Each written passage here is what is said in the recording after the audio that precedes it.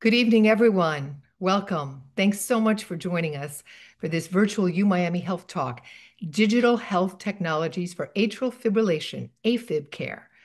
I'm health journalist Ileana Bravo, your moderator for this evening's webinar, which is presented by UHealth's Cardiac and Vascular Program, a multidisciplinary team of experts who focus on advanced and novel treatments for atrial fibrillation. Our physicians and researchers are actively engaged in creating new methods and approaches to treat heart arrhythmias. UHealth has one of the few comprehensive atrial fibrillation risk factor management programs in all of Florida. Our AFib Center is a leader in research related to diagnosis and treatment with funding from the National Institutes of Health and other private sources. We invite you to learn more about UHealth's cardiovascular department by visiting umiamihealth.org/cardiovascular and to schedule a consultation and screening 305-243-5554. I know you're taking pictures of your screen now. We're going to repeat that information at the end. Plus, all of you who are registered tonight and are going to participate are going to get a recording of this entire webinar about a week later. So tonight, our expert is going to discuss how digital health technologies are transforming atrial fibrillation care, digital tools in early recognition and diagnosis of AFib, role of digital tools in AFib classification, monitoring treatment outcomes, and tools in guiding anticoagulation strategies, insights from REACT-AF trial, where UHealth is a study site. At the end of the presentation, we're going to hold a Q&A session. Now, this is a unique opportunity for all of you to ask direct questions of our experts. Joining us for this Q&A session are two top leaders in the field, Dr. Raul Mitrani, Director of Cardiac Electrophysiology at the University of Miami Miller School of Medicine, and Dr. Jeffrey Goldberger, Director of the Atrial Fibrillation Program at the University of Miami Health System. Now, locate the Q&A feature at the bottom of your Zoom screen. That's where you're going to enter the questions, and we will prep them for our panel. So let's begin. It's my pleasure to introduce our speaker, Dr. Litsa Lambrakos, an associate professor of medicine in clinical cardiac electrophysiology at the University of Miami Miller School of Medicine. Dr. Lambrakos specializes in the treatment of arrhythmias, including atrial fibrillation, supraventricular and ventricular tachycardias, who also has expertise in ablation procedures and device implantation. Her research interests include cardiac resynchronization therapy, atrial fibrillation, and sudden cardiac death. Let's welcome Dr. Lambrakos. Remember to unmute Dr. Lambrakos. Yes, hi, good evening. Good evening, everyone. Thank you, Ileana, for the introduction. I really appreciate it. So as mentioned, I'm going to deep dive into the use of digital tools. I believe you can see my screen here. So we're going to talk about how... We cannot see your screen right now. Oh, okay. So let me see here, sharing. Share in your presenter mode, and we should see it shortly. Okay, go into presenter mode so that we can see. Okay. Are you able to see the screen now? We see the screen with your slides sort of instead of screen. Stop sharing. Let me see. And presenter mode should take care of it. Yeah, it is there, but it's... Our registrants are... That's okay. We have a whole hour until 7 o'clock. I think you're still seeing probably... You'll see the same look. Maybe Annabelle and Laura can help us for a second here. That's okay. We'll do the regular mode. That's... Okay. 1 second. Let me try this now. And I'm sure that the Q&A box is going to light up with people, which has become more common than not. And it's not about just the commonality of AFib, but there we are. But the fact that it's being diagnosed now. So, okay, you're on full screen. Take it away, Doc. Okay.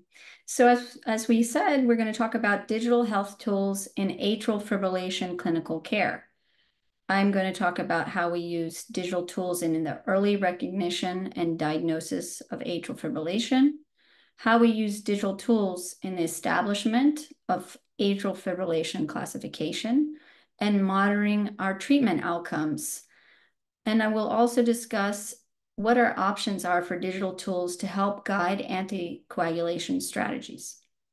And all of this, I want to highlight, is sort of a burgeoning field right now.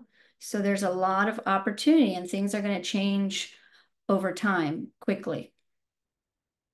So as we discussed, or as we sort of alluded to, atrial fibrillation is the most common arrhythmia, and its estimated prevalence is going to be about 16 million people by 2050. There's already about over 10 million people with atrial fibrillation in the US affected currently. It's associated with significant morbidity and mortality. And there are different categories of atrial fibrillation, at least from our end when we're looking at the clinical diagnosis. So just important terminology to understand how we as physicians are describing atrial fibrillation. That's going to be paroxysmal. So that's atrial fibrillation that comes and goes. Then there's the category of persistent. That's when you have atrial fibrillation that lasts over a week or longer, or requires an intervention, like something called a cardioversion, or some other procedure to get the patient back into a normal rhythm. So once you have a clinical intervention, it's considered persistent. And then there's permanent, where the feeling from the physicians or the clinical diagnosis at the time that the patient and physician are interacting is that the patient's heart rhythm can no longer be restored to normal rhythm. In this talk, we're really going to highlight how digital health technologies, which are increasingly incorporated in the detection, diagnosis, and management of atrial fibrillation, provide unique opportunities to improve the care for our patients. So we have a lot of digital health tools now, and they can be leveraged to provide health data like heart rate, heart rhythm, blood pressure, pulse oximetry, so oxygen saturations, patient activity, and sleep. And we have a wealth of digital health tools like the smartwatch or band, a handheld electrocardiogram, smart rings. We have even medical earbuds. There's mobile phone applications, which is a digital tool on smartphones. There are chest strap EKGs, and there's even clothing and developed, to look at different health parameters. So we have all these, we're getting now all these data points, and now it's trying to understand how that's going to fit in the medical system. We have a lot of patient-forward technologies, in other words, devices that are created for patients to give them information about their different, their different health data. But how there's going to be a connect between patients and the medical side of things with the physicians. And that's all in development right now. We are going to discuss how digital health tools help in the early recognition and diagnosis of atrial fibrillation. And they're playing more and more an important role because so many people are utilizing these digital health tools. So why is screening for atrial fibrillation and detecting atrial fibrillation early important? Well, if we have asymptomatic and it may be undiagnosed and undertreated, there's an association between atrial fibrillation and stroke. So when a patient may be asymptomatic and unaware that they have it, it could go on for a long period of time, and this could contribute to an increased stroke risk. So there's the potential of preventing stroke and death, so morbidity and mortality, with earlier detection. We also know that early diagnosis of atrial fibrillation allows us as physicians to intervene earlier. So that means that we can do early rhythm treatment.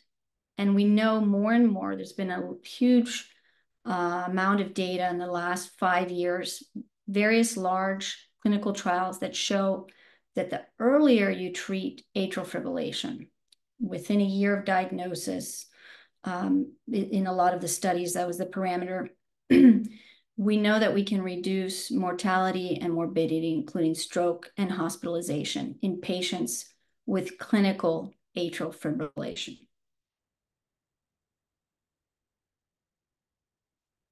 So what tools do we have for detection? So there's a lot of devices out there, wearable devices, but I really want to focus on the ones that provide the data that we can use right now to help patients with atrial fibrillation or in the early detection of atrial fibrillation. So we have, I want to highlight each one and I'll go through each one. We have electrocardiogram patches. We have the smartwatch, electrocardiogram, and we have PPG-based devices. So this is photoplethysmography, which is basically an infrared or a green LED light. It's a non-invasive optical technique. So it's what we have in most of our smartwatches or in a pulse oximeter. And it measures how much light is absorbed and how it reflects back. And in the end, you get a waveform, and this is the signal, and it looks at the pulsatile nature of blood flow. So you can get heart rate from this. And so a lot of devices, like we said, a lot of the smartwatches use this. There have been various seminal atrial fibrillation studies that have come out in the recent years that really launched research and clinical care for atrial fibrillation into the virtual sphere. There was a large randomized clinical trial in 2018 that looked at patch monitors, which we'll talk about. So those are wearable patches on the skin that we use for either a couple weeks, few weeks to look at heart rate and heart rhythm. There was the Apple Heart Study, which in 2019 was the largest remotely conducted study to date. It enrolled over 400,000 patients and helped establish that a PPG-enabled device could help detect atrial fibrillation in patients. And then there was another large Hawaii heart study that used a non-Apple-based PPG device to screen for atrial fibrillation. And these all helped launch this sort of important idea of large-scale studies to look at early detection of atrial fibrillation. So we have a lot of wearable devices for ambulatory cardiac monitoring now. So these are enabling a new paradigm of healthcare because they collect and they analyze long-term data for reliable diagnostics. And they provide early detection of important physiological events. So when these initially launched, we didn't have studies that validated the use of these devices. But with those studies that I mentioned, that led to a lot of FDA approvals, et cetera, validation of using these tools for early detection. And this is really what's important because once they've been validated, FDA approved, then you can do more and more studies looking and trying to answer questions about early AFib interventions, for example, and outcomes. And that's what people are doing now. We also, as I mentioned, we have an electrocardiogram patch. So this is something that we use. And this was validated in 2014. They're wearable digital devices for heart rhythm monitoring. And we frequently use this in our clinical practice. They're low profile, water resistant. So this is something that the provider is typically prescribing. The physician is prescribing to the patient. This is less of a patient purchased or patient acquired device. And we can extend arrhythmia monitoring periods. And we know from studies related to these patch wearables that the longer you screen for arrhythmias, the more arrhythmias you detect, and that prompt recognition leads to, and treatment of these clinically significant arrhythmias is important and leads to better outcomes. In the past, we used to have these bulky, we still use it sometimes because we need just short-term monitoring, but less and less we're using that. That's the Holter monitor, because these patches are tolerated by patients better than the Holter monitor. And there's now a variety of FDA-marked EKG patches that are available. We use a certain number of them in our clinical practice, but there are many different kinds. But the Zio patch, for example, was one of the first ones that was validated. Now, we have the patches, but we also have, this is more direct-to-consumer devices, which is either a smartwatch or a smartphone electrocardiogram. So the patch is a single lead EKG, and so are these as well. So they can record a single lead 30-second ECG by electrodes that are incorporated in the device. You can view the ECG in real time and store it as PDF. And a lot of times this is where we have the patient-physician interaction at the clinical level with a patient, a consumer device where the ECG tracing is stored, and we still need physician oversight to review and give a definitive diagnosis about the cardiac rhythm. So that's important. And that's also in our guidelines for management of atrial fibrillation. We have all these tools, but it's still important that we have physician oversight to review this and make a clinical decision. And these were just some studies that validated a lot of these tools that you've seen and heard of, like the Cardia device, where you can generate this ECG and save it to a PDF. We have a lot of patients that use that for monitoring at different stages in their atrial fibrillation process, whether it's at the beginning, their screening, or whether they have the diagnosis and they're using that to capture events. And then there's been studies that show if you use devices like this for intermittent ECG screening in patients that are sort of higher risk, so maybe patients with certain risk factors or over a certain age, that doing this screening and establishing the diagnosis earlier confers a benefit over routine care. So I just highlighted a lot of the ECG-based monitors, but I want to highlight the importance. I mentioned a little bit the Apple Heart study already, but the smartwatch ECGs use this PPG technology, the light beams, and they can interpret a heart rate. And this is more equivalent to a single lead EKG. And the Apple Heart study was so important because it looked at over 400,000 patients, and it showed that PPG can correctly identify atrial fibrillation in users where irregular pulses are detected. Part of the study was that you would get an alert with the irregular heart rate, and it would trigger you to then make a single lead ECG as a confirmatory way to establish the diagnosis. So because of this ability of this algorithm to identify atrial fibrillation, it received FDA clearance.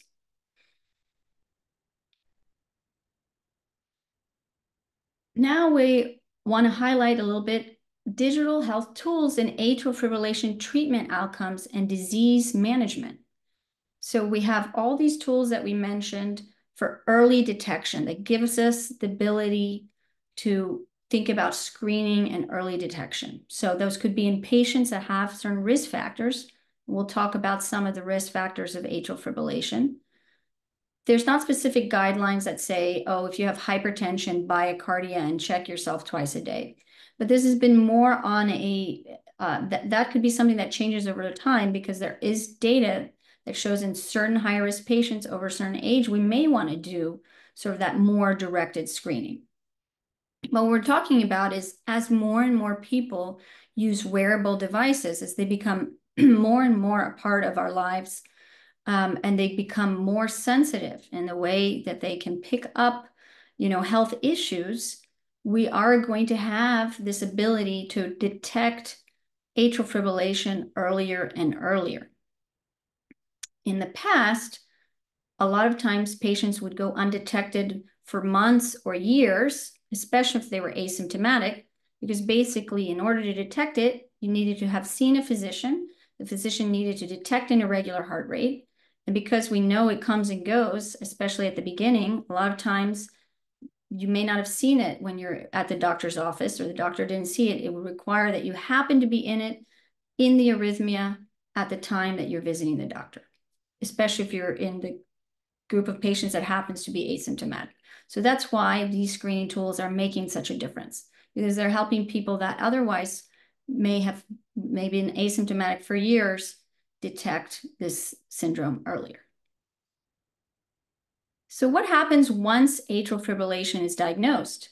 We have digital tools that can assist from this transition from screening to early atrial fibrillation management and subsequent management. So after interventions have been done, like ablations. So these tools are going to help assess atrial fibrillation frequency or persistence, help understand what category that patient is in. So we talked about the 3 categories, paroxysmal and persistent. Help quantify atrial fibrillation burden. So the Apple Watch was recently FDA approved for that as well. So in patients that have a diagnosis of atrial fibrillation, the FDA approved the Apple Watch to give a percentage of time that the patients are in it. And this was the first digital health technology to receive this qualification under the FDA. And that means that the FDA considers this feature reliable enough for use in clinical trials. And that's if the Apple Watch is worn 12 hours a day, 5 days a week. So not everyone is wearing it like that. But this can help. Once someone has a diagnosis, we are going to have tools, and more it's going to go beyond, specific proprietary tools, maybe other watches, other wearables that are going to help patients understand how much atrial fibrillation they're having. Right now in clinical practice, what we're doing is maybe we're prescribing a patch monitor, but that's 2 weeks or 3 weeks or 1 week. And so to really understand over a longer period of time, this is going to be play a role, people wearing these different devices. It's also going to help when we do different interventions, and it does already. So when we are having patients get cardioversions, and we may want to see what their heart rate is doing, their heart rhythm. And also after we do our interventions, so we'll do ablations, and then we want to see if there's recurrence. The other thing that these devices will help once atrial fibrillation is diagnosed is they'll help in the integrated management model for atrial fibrillation. So we talked about the ABC pathway is very important for atrial fibrillation management. And the ABCs stand for avoid stroke, better symptom management in patients that are symptomatic, and cardiovascular and comorbidity risk reduction. And digital tools will be able to help us with that. As you can see on the right, this could be an example of a digital AF patient journey. They could be having their smartphone or smart wearable. It advises them that they may have an irregular heart rhythm. They confirm it with an electrocardiogram that gets saved in their phone. We can make a clinical diagnosis of atrial fibrillation with the help of a specialist or a physician. And then we use different mobile apps or different technologies to help patients with their blood thinning and stroke prevention, with their symptom control, and with looking at their comorbidities. And as we are treating atrial fibrillation sort of in a holistic and comprehensive way, we're also looking at how we're following patients with atrial fibrillation after they had interventions. And so this is really the promise of these digital tools.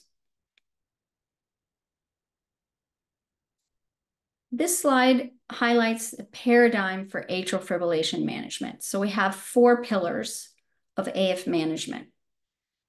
That's going to be reducing stroke risk. So that's the anticoagulation pillar. And there's other ways that we'll allude to also, we'll discuss, of reducing stroke risk besides anticoagulation, but this is the main way that we target stroke risk currently for atrial fibrillation. whether it's rate control in patients that we're going to say are going to be in atrial fibrillation most of the time, then we're going to use rate control. However, we'll say more and more we've moved to the rhythm control pillar, where we really want patients to we want to try to get patients back in a normal rhythm because of the benefits. And then we have an important aspect, which is lifestyle and risk factor modification. So multiple studies have reported a positive impact on decreasing the amount of atrial fibrillation that patients might have, even helping patients move from a persistent category to a paroxysmal category with risk factor management and lifestyle changes. And all of this has been incorporated in the most recent guidelines for atrial fibrillation. It's very powerful, the importance of risk factor management. And that's why we are also a comprehensive center here, the University of Miami, because we target all 4 of these pillars. A lot of centers are targeting a very narrow avenue of just intervention, but not holistic intervention. So as we talked about, one of the pillars of atrial fibrillation management is addressing the risk factor. And we can think of this acronym of head to toes. Basically, we look at all these risk factors. Is heart failure playing a role? Can we target this with medications? Is the exercise or physical inactivity, and we recommend over 150 minutes per week, ideally over 220 minutes per week.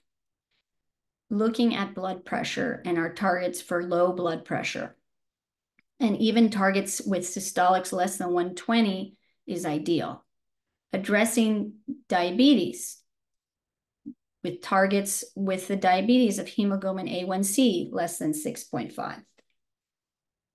Tobacco smoking.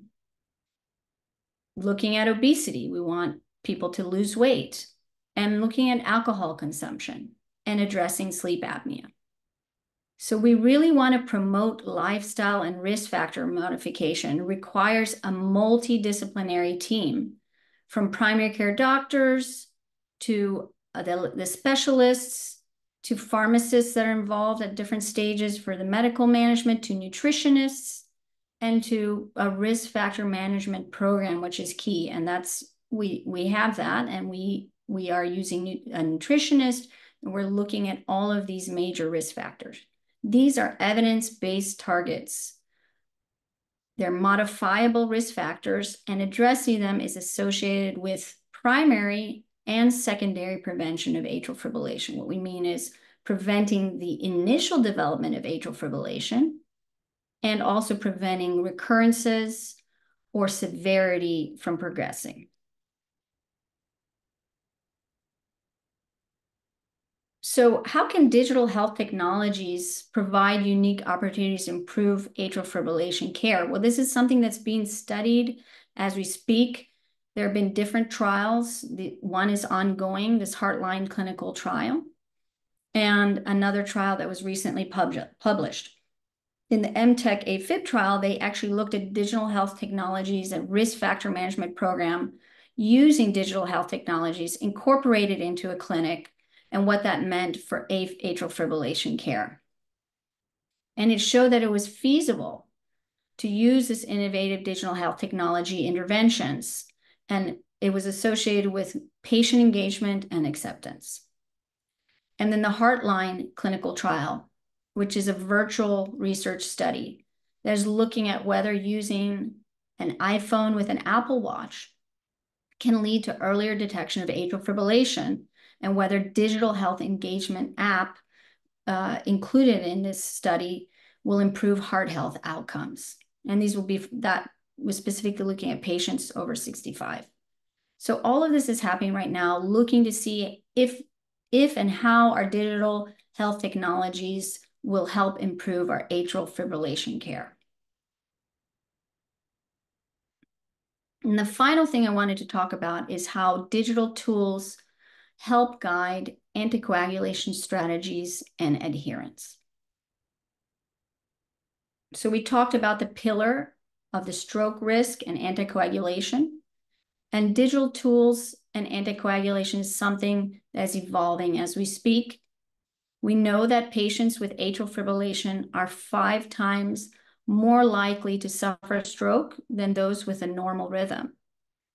Oral anticoagulation is highly effective at reducing the risk of stroke in moderate to high-risk patients with atrial fibrillation and is a guideline recommended pillar of management. As you see here on the right, as you have certain conditions, it gives you a certain number of points. This is a score that we use in our clinical practice. And as you have more sort of conditions, and including age is a risk category, your stroke risk increases. So if we feel that you're in a moderate to high risk group, and even some patients in a lower risk group, depending on certain risk factors, we do recommend anticoagulation. And now we have the opportunity for mobile health and digital technologies to improve oral anticoagulant utilization and adherence. There's one study that looked at it was called Smart Adhere, and it looked at a medication management smartphone app with reminders. And this helped increase adherence for patients. And as I mentioned, the Heartline study in progress, which is also looking at digital engagement tools to see if this increases medication adherence for atrial fibrillation. In addition to the adherence aspect, we also are looking to see if digital tools will help in understanding who should take anticoagulation or not. And we are actually doing a trial here at the University of Miami. We're one of the sites. The PI is Dr. Velasquez, my colleague. And it's called the REACT AF trial.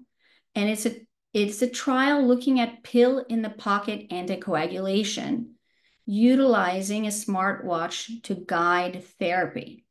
So like I said, not just the adherence aspect, but whether we can guide therapy. And this has not been studied, but this is why this is very interesting and important. There are a lot of patients who are considered low to moderate stroke risk and have atrial fibrillation that has been treated, and they're not in a scenario where they're in permanent atrial fibrillation. They're able to use a smartwatch and smartphone, and there may be a role where they don't have to take the anticoagulation continuously. So this is going to look at that with a standard of care. Someone takes their anticoagulant daily, and it will look at that and look at outcomes. We don't have the answer to this yet, versus those who maybe get an indication that they had one atrial fibrillation episode and detected by a digital tool like their smartwatch in this case, and they would take the anticoagulant for 30 days after that. So it would be comparing outcomes between those two groups. And if this is found to be a positive study, in other words, those that there is no difference in outcomes and the bleeding risk, let's say, is lower, this may be a new anticoagulation strategy for patients. And this is something we're enrolling currently at the University of Miami. And that concludes my talk. So REACT AF is something we're doing locally here. So I do want you to reach out if you feel like you may be a candidate for this clinical trial. And I want to point you to some very great patient-centered AF resources. I've been involved with the CardioSmart for AFib. And there's also Stop AFib, which is a patient-centered resource as well. And then heart.org from the AHA. And then we have a robust group here that looks forward to caring for you. If you're having issues with atrial fibrillation or you need guidance, we are available. And I look forward to answering any questions. Thank you, Dr. Lambrakos. And just for the audience, you're going to get the contact information again for the cardiology clinic and the center at the end of this. So stand by for all that information so you can see how can I enroll in that clinical trial, et cetera, and how do I contact you. All right, so let's bring in Dr. Raul Mitrani and Dr. Jeffrey Goldberger into the conversation since we're now kicking off the Q&A session. And we saw that, yes, the board did light up of questions, and most of them focus, since of course the topic is digital technologies, most of them are focused on all the wearable devices. So a couple questions, and I'm going to throw it to the group to take them as you like. This question is, my Apple Watch often indicates that I'm an AFib, but my cardiologist says my pacemaker doesn't show that I've had any AFib. So a second question is, what are the biggest limitations we're seeing in these current wearable algorithms? False positives, missed episodes, inability to differentiate other arrhythmias. Take it away, gang. So that's a great question. Can you hear me? So the wearables do have false positives. It's common for extra heartbeats, whether they're premature atrial complexes, those are extra heartbeats from the top chamber, or premature ventricular complexes, to kind of trick the algorithm into thinking the patient is in atrial fibrillation. The companies are responding by making their algorithms more robust, using AI in some capacity to be more accurate in detecting the atrial fibrillation. So for the questioner about the fact that the watch shows AFib, but their pacemaker doesn't, the pacemaker is much more reliable at picking up AFib because chances are you have a wire or a device directly impacting or touching your heart. And in terms of, does it miss episodes? Well, that's hard to know, because if you missed an episode, how would you know it's there? The only way to know is if you had another device that showed AFib. I don't, in my patients who also have pacemakers, they generally don't miss devices. And in the Apple study, they looked at that. But it's still possible to miss some episodes of atrial fibrillation if the type of AFib wasn't irregular enough to trigger the algorithm. Yeah, in other words, could be the paroxysmal that Dr. Lambrakos talked about, that it comes and goes. Anybody want to comment on that? Then are the wearable devices scaring the heck out of people, maybe? So the wearable devices do cause alarm amongst patients, and it's our job to try to sort out what's true, what's actually occurring. So we frequently use medical grade monitoring, whether it's a cardiac ambulatory monitor, typically for 1, 2, and sometimes up to 4 weeks, to try to distinguish what's true in terms of their atrial fibrillation and what may not be an atrial fibrillation. The paroxysmal atrial fibrillation you talk about is the type that comes and goes. One mistake I see patients making with the Apple Watch, and mind you, I think the Apple Watch is a phenomenal device. It's a game changer for us and the patients, is that it really depends how it's set up. If it's set up and the patient puts no history of atrial fibrillation, and then it'll give you some kind of notification when it thinks you're in AFib. But if a patient sets it up so that he or she says that there's history of atrial fibrillation, then it won't necessarily alert you when there's an episode of atrial fibrillation, but rather it'll give you a percentage of the time that you're in atrial fibrillation. And if you're in atrial fibrillation less than 2%, it'll just say less than 2%. As a physician, that's not that helpful, because 0 is less than 2%, and there's a big difference between 0 and anything above 0. So frequently, even for some patients who have rare episodes of AFib, I may not want to follow that percentage. I may want to see when they actually have it. So we'll reprogram their watch together in the office to make it seem like the patient's never had AFib, so they can actually get an alert.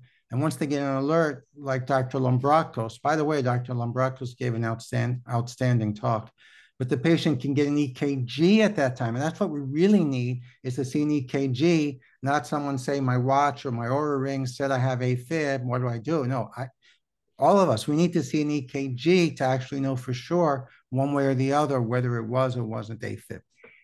So in a sense, and I want to bring Dr. Goldberger into the conversation, these wearable devices are casting a net to try and catch what hasn't been diagnosed before. Like if it's asymptomatic, the patient doesn't even know they have it.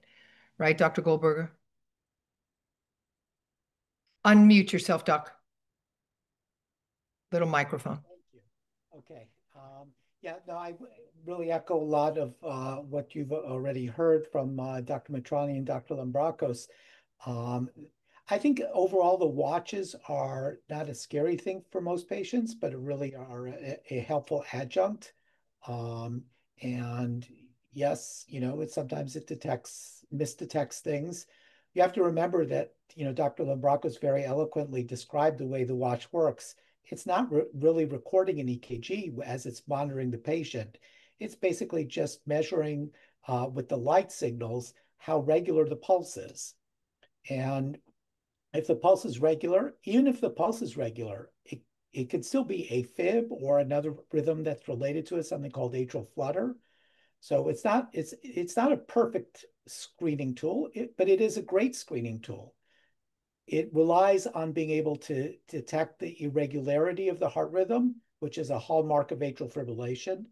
But there are also many other rhythms that can create that same irregularity of the heart rhythm. And that light signal can't tell the difference between an irregular heart rhythm that's atrial fibrillation and a regular heart rhythm that's something else. And that's why, as Dr. Matrani says, it's really, really important when there's a signal like that the watch gives you that there's some irregularity, that you actually get a recording. That's the most useful thing to bring to your doctor to be able to verify whether it was or was not atrial fibrillation. And now I'm going to comment, Dr. Lambrakos, and ask you about this, because as part of your presentation, you said that you're sort of in the process, or the FDA, of doing validated or FDA-approved devices, if I think I understood that. So my question is, when do we transition from the consumer devices that me and my friend can put on and we're not professionals, we're not medical professionals, and something that is more specifically validated, that you medical professionals and the FDA says, these are the ones that should be monitoring you? Are we getting there? Yeah, so I just want to be clear, both for the Apple Watch is FDA validated, that's what the Apple Heart Study did, both for detection and for the burden aspect, okay? And the burden aspect, that was the very novel aspect, because there are now other tools that are also FDA validated or approved for detecting this irregular pulse. But I want to highlight the word tools. That's why my talk really emphasizes these are tools. We get data from them. They help us find more patients that otherwise would have gone undetected, but that confirmation is necessary. And that's what the medical expertise is required for, right? We can get this information, you bring it to your physician, and the physician is able to interpret that data for you or assist in that in that process.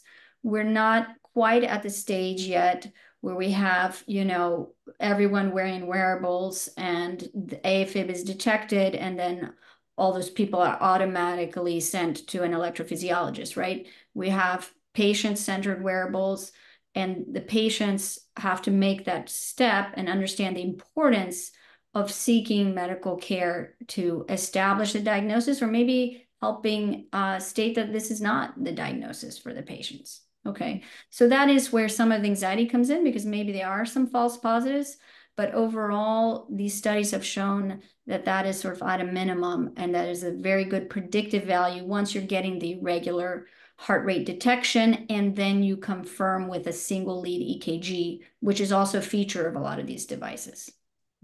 So we've transitioned to a point decades later that people aren't walking around unknowingly. Now that's what all the digital age has brought to the table to help people get into the electrophysiologist. Let's transition to at what point is a patient ready for ablation, if at all, if indeed this is the right treatment? How many episodes do they have to have? What's the sort of guidelines? Well, it really depends on the patient, and it depends on the shared decision-making process between the patient and the physician. The ablation for atrial fibrillation has been proven to be an effective therapy. It has a low rate for complications. In general, for paroxysmal AFib, the type of AFib that comes and goes, it's 70 to 80% effective, as measured by the ability to prevent AFib within 1 year of the procedure. For patients with persistent AFib, the success rate is lower. Our personal success rate is actually higher. For paroxysmal, it's in the low to mid 80s. And we attribute that to aggressive risk factor modification, which few other places can match. But ultimately, it depends on how the patient is doing in terms of the symptoms, how frequent the AFib is, how long it lasts, and what their goals of care are. Some patients prefer to take medication. Some patients prefer a procedure and minimize medications. And that leads me to recurrence then. So if it's 80% effective in one case and one group and then another, how common is it for recurrence after an ablation? So, I mean, that would be the opposite of what Dr. Matrani said in terms of success rate. So we do see about 20% of patients with paroxysmal atrial fibrillation with recurrence. Our numbers for success rate for persistent atrial fibrillation are also substantially better than what's reported across the country. So we do see only about a quarter of patients with persistent atrial fibrillation coming back with recurrence. And, the challenge is, figuring out what the cause of the recurrence is. Sometimes it's due to incomplete ablation. Sometimes it's because the sites that were ablated were not the main sites or the only sites that were causing atrial fibrillation. So that's where the challenge comes into figure out what the correct approaches are to follow. I want to highlight, though, what I said at the beginning as well. The reason these tools are important is because we do know that if you treat atrial fibrillation earlier in the process, you have better outcomes. So as you can imagine, if you detect earlier, then you're probably going to end up treating earlier if you get the appropriate care. So again, that's something that's why these tools are very important, because people may have gotten diagnosed for years otherwise. And where are we then with the anticoagulation? So once a patient is put on a blood thinner, is it forever? Or is there a way of weaning? I know it's it really depends on the therapy they have. First of all, if a patient has to get off anticoagulation, say they have a bleeding disorder or liver disorder, which makes them at risk for a bleeding disorder, or they have like aneurysms in the arteries, the best way of getting them off anticoagulation is a device. It's either the Watchman device or the Amulet device. Those are the two manufacturers in the United States.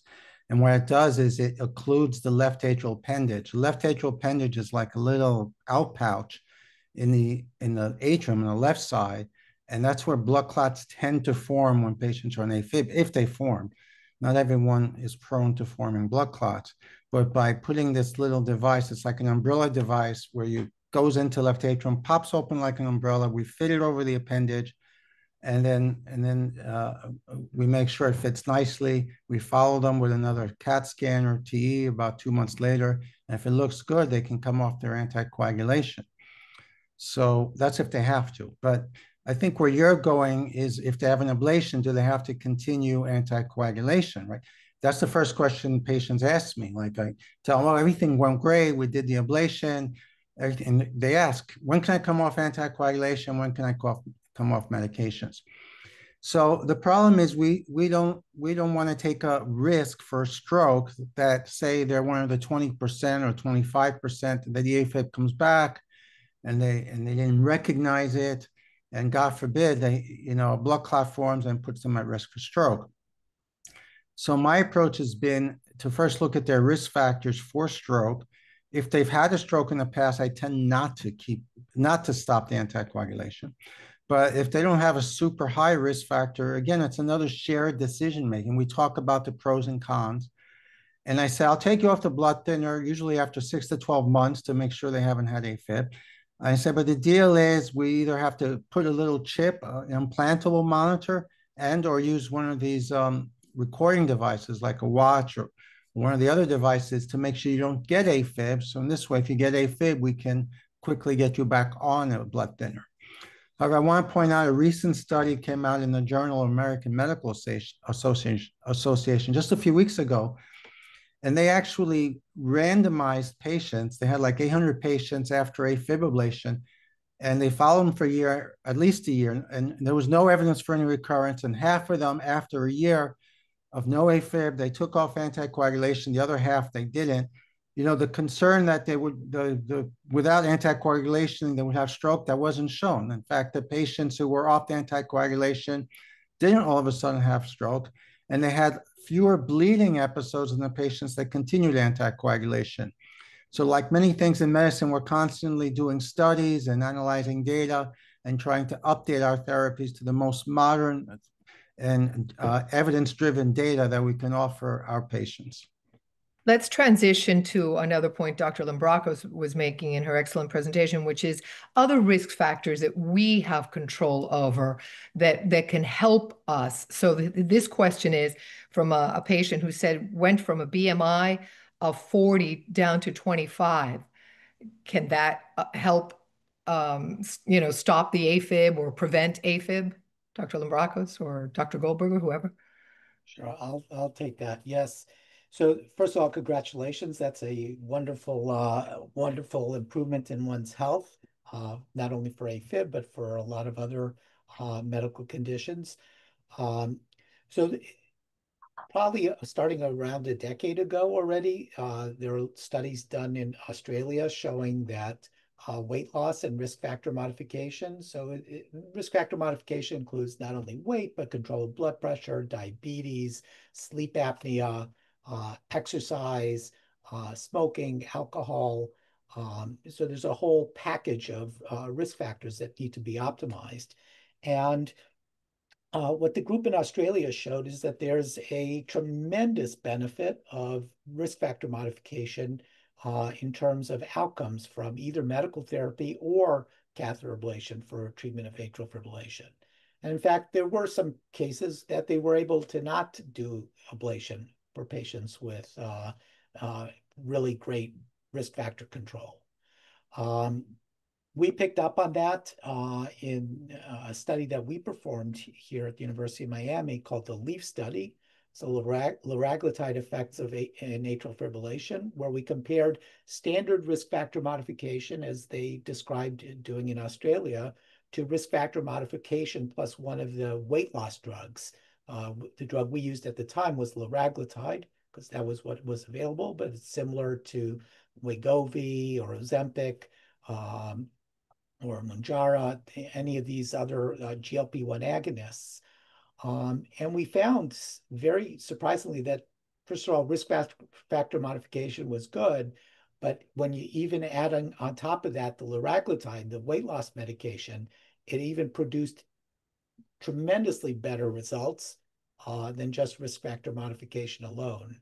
And in fact, one patient in the study was randomized to the liraglutide, came to his ablation and said, I'm not having AFib anymore. Do I still need my ablation?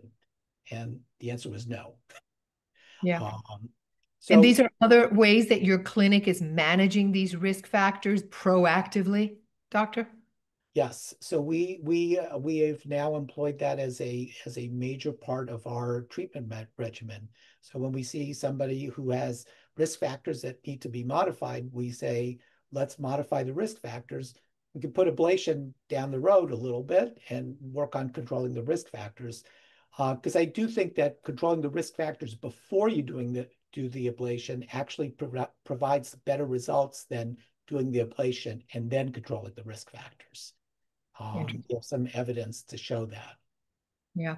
This questioner brings up the point of whether there is an early detection test for someone who may be at high risk, someone who asks, is it hereditary? My mother had AFib that went undiagnosed, and now I have high risk factors such as high blood pressure, et cetera, et cetera. Any way to early detect? Or is that hopeful for the future? Meaning hereditary. I guess for most patients, it's environmental. There definitely are some genes that have been identified as placing patients at risk for AFib. And we do commonly see some patients who say, oh, my brother has AFib, my aunt had AFib, my mother had AFib, etc. But for a lot of the patients, it's the environmental factors such as being overweight, alcohol, sleep apnea, uncontrolled blood pressure, et cetera, the things Dr. Lambrakos and Goldberger talked about, or it's a combination of both. But either way, if they just want to be monitored and screened for it, I would suggest just get one of these smartwatches, Apple or Samsung, with a good algorithm that could be used for screening. And I know you said that you do have younger patients that have atrial fibrillation, but is it at the end of the day a process or a part of the aging process? Not that it has to be, we can age healthfully, but is it something that's going to happen more to older people? Absolutely. I mean, we all don't age as great as you do, but that's our goal. But yeah, as we get older, and I don't think I'm old, but I don't think I'm young either. But as we all get older, we're at risk for atrial fibrillation. Just like as we all get older, we are at risk for forming calcium in our arteries and hardening of the arteries and things like that. AFib should be looked more like a disease process, just like coronary artery disease. So just like when you put a stent in and you're not done, you have to take your cholesterol pills, stop smoking, etc. It's the same with AFib, whether you have an ablation or have medications to treat. It's a process. You have to take care of your body, and that will help reduce your risk for future atrial fibrillation. I mean, we may reach a point where we have more direction from studies, because I alluded to this stroke stop study where they did ask patients that they considered higher risk, like over the age of 65, with a certain number of risk factors, to do intermittent EKGs, and that conferred some benefits. So we may reach a point where it's guideline recommended that certain patients with certain risk factors or over a certain age do a certain amount of screening. We haven't reached a formal recommendation yet, but again, if someone maybe has most of those risk factors, it probably is not a bad idea to consider some sort of wearable device for early detection. But I would say that that's not an official recommendation yet that we're making on a large scale. But it could start coming out of cardiology clinics that this is how you start treating your patient load and saying, this is how to prevent, this is how to diagnose early. I think that's a realistic scenario, but I think it's important to highlight what both Dr. Lambrakos and Dr. Mitrani hinted at, is that not all atrial fibrillation is the same. So atrial fibrillation that first presents in an 80-year-old person may be different than atrial fibrillation in a 40-year-old who tells you that both their parents had atrial fibrillation. And how you choose to approach atrial fibrillation has to be very individualized, because even though it looks the same on the ECG across the whole spectrum of all patients, it's actually very different patient by patient. And you really have to take a look for the individual patient what the right approach is in terms of diagnostics, and also what the right approach is in terms of therapeutics. Thank you. Thank you so much, Dr. Goldberger, Dr. Mitrani, Dr. Lambrakos. We're going to put the screen up so that everyone can see the contact information, because I know people are anxious to get on. The privilege of your time tonight has been wonderful. Thank you for the very engaged audience, because our talk has now come to an end. An hour flew by. There's the cardiovascular experts information, an appointment at 305-243-5554. And of course, go to the website, uhealthmiami.org/cardiovascular. You can even scan the QR code, and that will take you to that as well. So thank you all very much. All of you who participated, fill out our survey afterwards so you can give us some feedback. We appreciate all of you. And everybody, have a great night and stay healthy, please. Good night. Thank you, Liana. Thank you, Dr. Goldberger.